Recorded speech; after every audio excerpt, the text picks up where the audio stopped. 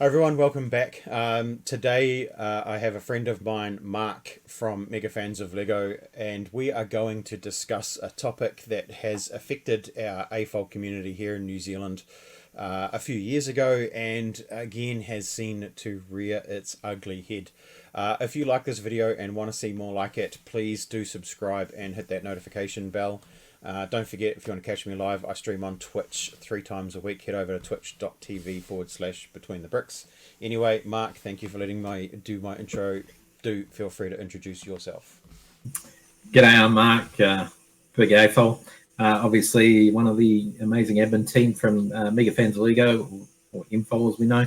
And yeah, just a mate of this guy here as well. Him and I have hung out in the Lego community now for about 6-7 years. So yeah, we've done lots of things together and collaboratively, and once again, we're doing it again. Now, when you pointed that way, you actually pointed to your figure. So, because my screen's probably on the other side. So, are you talking to Plastic Man or me? I don't know. One of the bigger personality. Yeah, I know, right? So yeah, Mark and I have hung out in the community for quite some time. Was the president and a member of Wellington Lego User Group. Mark is now the ambassador for Auckland and has been part of Auckland for a long time.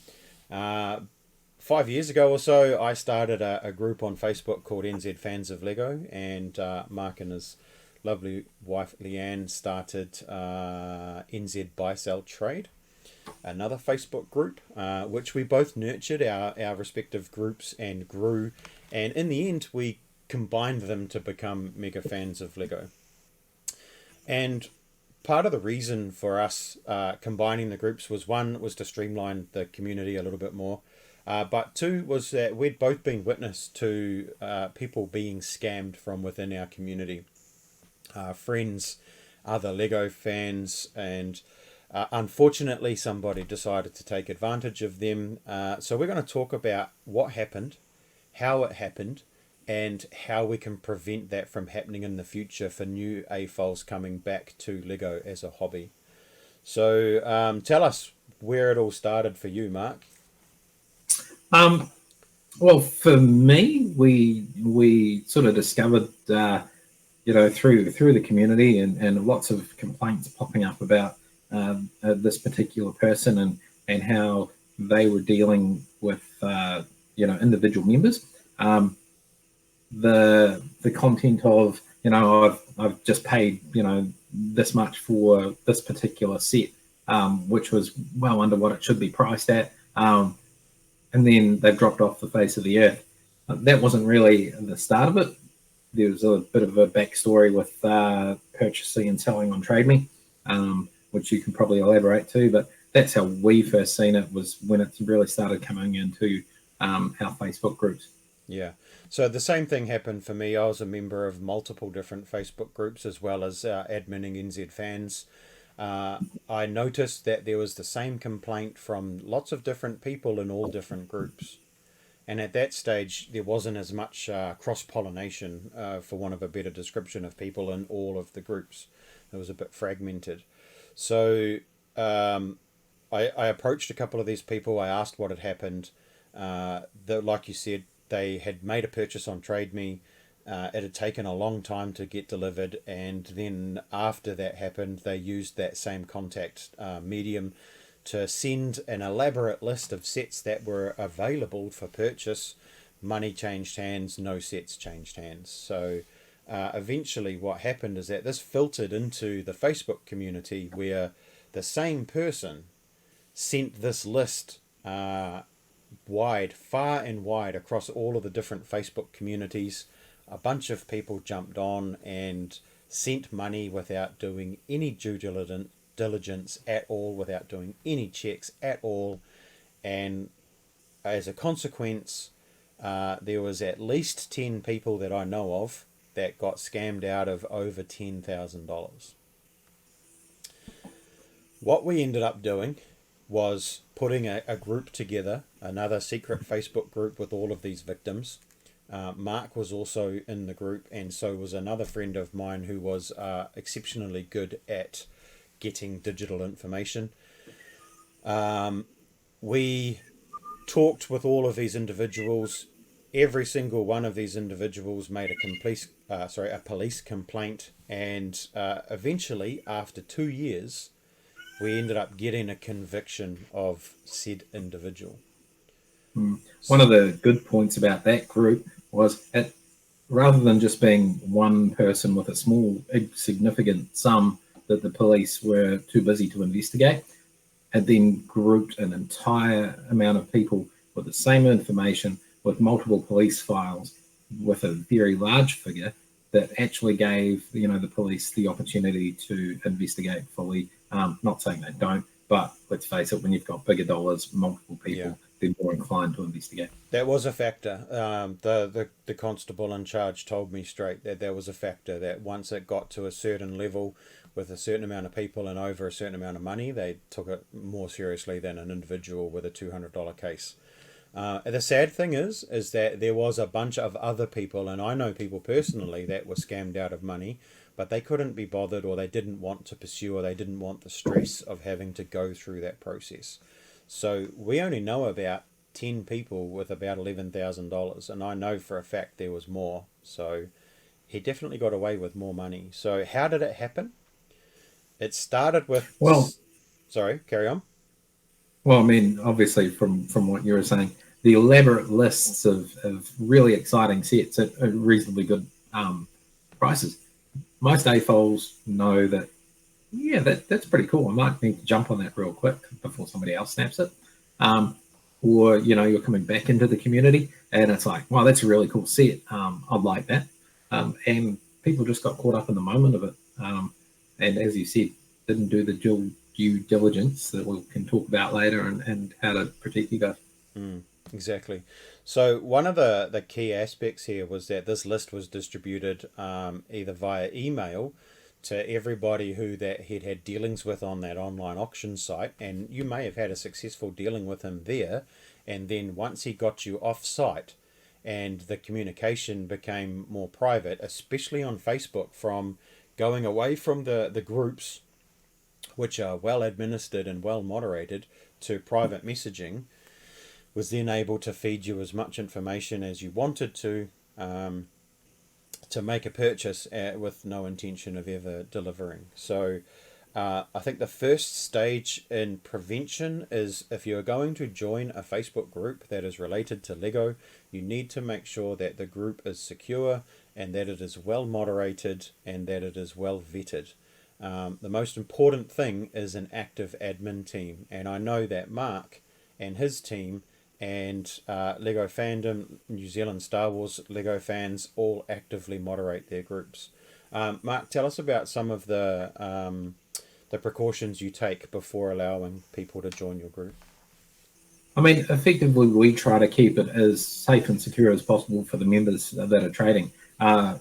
We're New Zealand based, so we keep it to New Zealand profiles. We keep our profiles, we vet them by making sure they're over 2 years old. So anything under 2 years old, we just don't admit. Or if it's close to that borderline, we will actually message them and go, hey, you're pretty close to this borderline. Need a little bit more information from you. Why is it so new? Just to get the backstory. Some people, get out of Facebook and then come back. So yeah, getting that information out of them is pretty important. And if it's a bit sus to us, we will continue to make questions and give us some ID, just so we know that you are who you say you are. And we're quite prepared to do that, and we do. And sometimes people actually don't get into the membership because of it. Another thing we do is, you must have been a mega member of the main group for a period of time as well, before you can join the BST side of it. That not only promotes, good behaviours, it shows that they're actually an active member of the community, and before they come over to, start trading with our members of the community. Yeah, for sure. And I know that other groups do actively manage their membership in the same fashion. However, there are other Lego groups in New Zealand that do not actively manage their communities. There are no signs of admin, and basically it's the Wild West out there. So when joining a group, make sure the group is reputable, make sure that the admin team are active, and also, you know, don't lay blame at the admin of these groups if things do go wrong. They do what they can. They put in a lot of time and a lot of effort.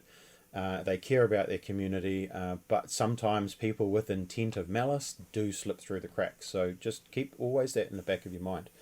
The other thing, so once this person sent a list of Lego sets, they also used a bunch of photos to try and, you know, prove that they had these sets in their possession. Now, unfortunately, some of these photos were actually the Lego Vault, and this is no joke. They were the actual Lego Vault in Billund, with shelves full of sets that they were trying to pass off as their own collection and were for sale.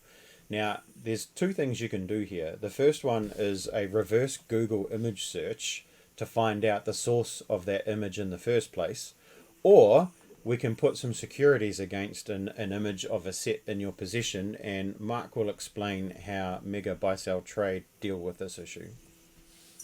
I think one of our key rules for our buy sell trade section is we want proof of set.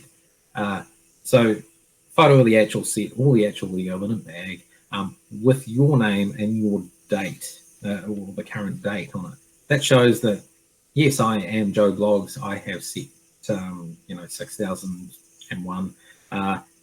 It's all showing here, and today is the date. I've taken the photo. So it wasn't 3 years ago. It wasn't a year ago. It's actually today, and that shows everybody that you've got that set in hand, ready to go. If you don't see that in a photo, whether you're on a marketplace outside of a group or within one of those safe trading groups, feel free to ask for that information.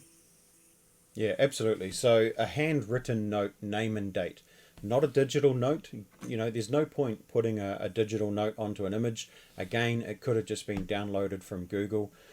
If you're looking at Facebook Marketplace and somebody has a lot of sets for sale, have a look at the consistency of the photos.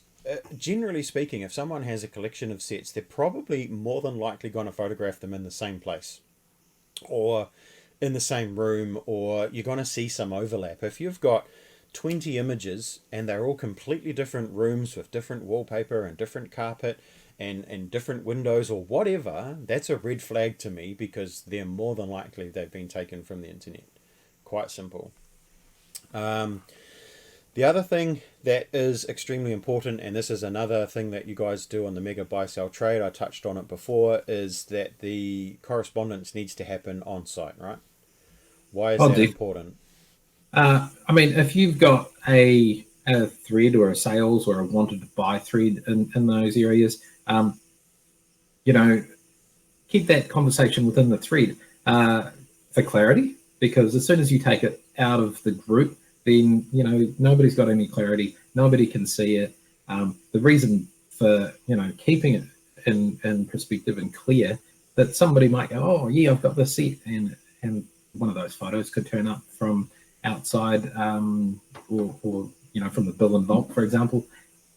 Other people in the group are pretty savvy, and they'll go, actually, I don't think that's quite right, or you haven't followed the rules. You're supposed to put a photo with name and date if you're doing a wanted to buy offer. As soon as you go out of it and into a private message area, admins don't have clarity on that. They can't help you from there. Nobody can help you. You're in the Wild West, so to speak, and you take that on your own actions. Yeah, and the fact of the matter is the minute you hand over your money, the minute you do a bank transfer, your money is essentially gone. It's very, very difficult to get that back. So, there are a few methods that you can use to try and protect your money. If you are trading via an online auction site, you can use the built-in safety mechanisms there. You can use PayPal, which sometimes gives you some ability to get your money back as a buyer. Or you could use an intermediary, and this is where groups like the Facebook groups are quite successful in their spread across the country. And if you were to put a thread in there and say, hey, look, I'm interested in this set at such and such a place, can somebody pick it up? it's likely that somebody from that group is going to help you out. And I'm sure, Mark, you've got plenty of examples of this. Well, definitely, we see this quite often where the amazing members of the community, they're quite keen to help out others. I've myself have picked up sets from all around Auckland and shipped them around the country. I've picked up stuff that's not even Lego, and shipped them off to Motueka. Um, so the bonus of that is it comes back to you because it's a community. If I ring that person and go, "Oh, there's a set down there. Can you pick it up for me?" They're more likely to go, "Yeah, because you did it for me," or I'm sure the favour will come back. So keeping it like that, it gives people an actual opportunity to, right, I've got the set in my hands. Here's the bucks. You guys swap around. So those are really good opportunities, and our community is genuinely keen to help each other out. Yeah, for sure. So, aside from the online communities, there is a very much a physical community in New Zealand as well. So, we have what's called a Lego user group. There are multiple of these Lego user groups around the country. Again, have most of the main centres covered. So, if you are new and returning to Lego as an adult, by all means, look up Lego user group online. I'll put some links in the description to a website that has a list of all of the Lego user groups. Tap those hive minds for information as well. Ultimately, if a deal looks too good to be true, it probably is. Now, the hardest thing to differentiate here is a experienced AFOL or adult fan of Lego is likely to know what a set is worth. Somebody who's returning to the Lego community may not necessarily know what a Lego set is worth and what it would go for on the aftermarket. And I'm going to take the Emerald Knight as an example. The Emerald Knight sold for, I want to say, $150 back in the day. On the aftermarket, you might think, if you were brand new back to Lego, that $250 is a reasonable price for an Emerald Knight. The fact of the matter is that an Emerald Knight's probably worth brand new in the box closer to $700, $800, $900 in the box. So you might jump on that and think, oh, that's cool. That's, it's more than it sold for on the shelf when I remember it 10 years ago. And you're unlikely to get your money back. You're likely to be getting scammed. So how do you know that this is the case? Well, what this video is for. We need to try and share this information so that people that are returning back to the community don't get scammed or don't get ripped off by people that are intently trying to rip off people in our hobby community. This kind of information pertains to all hobby communities. Doesn't necessarily have to be Lego. You can substitute out trading cards or Hot Wheels cars or collectibles of any nature. It's the same thing's going to happen. So red flags. Let's just highlight the red flags here. We have personal contact, when somebody tries to contact you personally rather than a public forum. Try to take you off site, get you off the original advertising page or the original advertising content. Unrealistic lists of products that are huge, vast. The Lego community are pretty savvy in New Zealand. It's a reasonably small, tight-knit group. We would know if somebody had a vault-like collection. And we know who have those vault-like collections. So if it's too good to be true, it probably is. Unrealistic prices. There are some other methods for being able to check prices of Lego. And Mark has more information on where to find this. Yeah, sure. I mean, the three good ones is Brick Owl, Brick Set, and Brick Link. The three bricks there. There's a good theory of thought process on it, But also you've got the community as well. Chuck it out into a Facebook group, say, hey, look, I've been offered this. Do you think that's good value? So yeah, those three were online. They're 24/7. You can look at a 6-month price average for both new and second hand, and that online community is always keen to help out. Absolutely. And the last thing that you need to check as well for red flags is images. And like I said before, is that consistency of images. So on the other side, sorry. don't be afraid to ask for more Yeah, images. Don't exactly. be afraid to go, hey, look, you've got that set. Can you just write a name and date in it?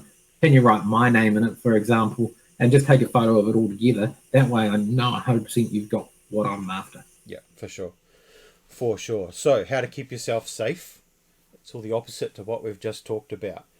Keep your trades in a public forum. Keep them in the thread in a group if they have a group buy sell trade.